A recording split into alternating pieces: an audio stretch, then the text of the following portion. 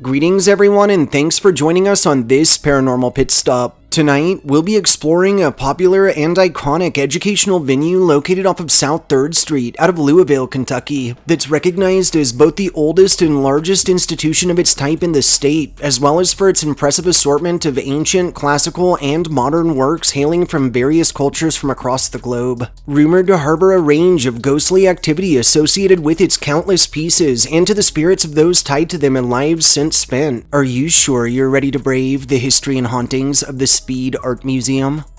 Historically, in 1927, what was originally recognized as the J.B. Speed Memorial Museum was established under Harriet Hattie Bishop Speed in honor of her late husband and prominent Louisville entrepreneur James Breckinridge Speed, who was an avid philanthropist and appreciator of the arts. In 1941, a Dr. Preston Pope Satterwhite would gift his collection of 15th and 16th century French and Italian decorative arts, including tapestries and furniture, to the museum. In 1944, he would donate the English Renaissance Room, which was actually moved to the site all the way from Devon, England. Resulting from Satterwhite's massive contribution, the museum would need to start considering an expansion. And following the good doctor's passing, and his will asking for an addition to bear his name, in 1954 his memorial section of the museum was finished. In 1973, the north wing of the museum was opened, offering space for a theater, for offices, for an indoor sculpture court, and for a library. In 1996, Mrs. Alice Speed Toll, who was actually the granddaughter of James and Hattie, would pass on and would bequeath the institution with over $50 million. Subsequently, the museum would close to welcome a slew of much-needed modernizations, renovations, and refurbs, some of which that included new lighting, heating and cooling, the redesigning of various walls, and the additions of the Laramie L. Learning Center and of the Art Sparks Interactive Family Gallery. And in 1997, the museum would reopen for a time before closing temporarily again in 2012 for another expansion project aimed at creating more space for special exhibitions, new contemporary art galleries, and more, alongside the establishment of a family education welcome center, a 150-seat cinema, an indoor-outdoor cafe, a museum shop, and a pavilion. What's more affectionately and simply referred to as the Speed Art Museum would reopen its doors in March of 2016, and has remained as such ever since, offering a range of art experiences, its own Speed concert series, the Art Sparks Interactive Family Gallery, its iconic late-night after-hours at the Speed, and, according to local legend, a range of ghostly infestations, with both staff and guests reporting extreme cold patches, instances of doors opening and closing on their own, and accounts of the elevator behaving erratically or moving seemingly of its own volition.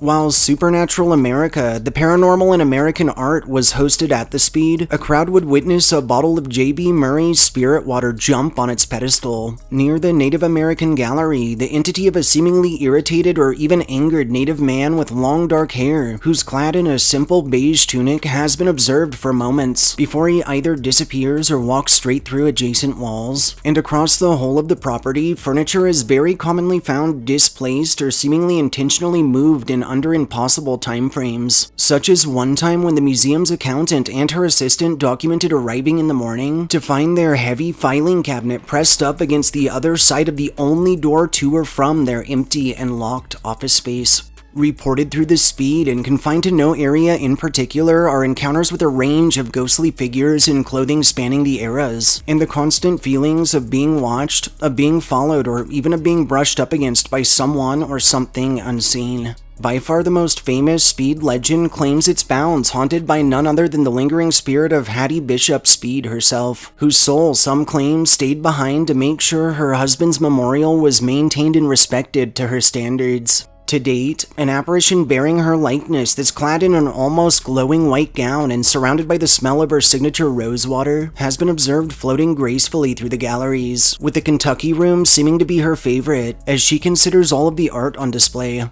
Additionally, a cloudy mass also believed to be Hattie has even been captured on cameras, and one security guard who fell asleep on his shift reported waking to find Hattie's ghost standing over him, looking concerned for either his or for the museum's well-being. And while, for the most part, Hattie's presence is seen as a welcoming or even friendly one, some believe that in life, the museum founder may have harbored some ill feelings over her husband's first wife, Cora Coffinspeed, who passed in 1905, and whose portrait is seemingly tampered with or even removed from the wall entirely after close on a fairly regular basis.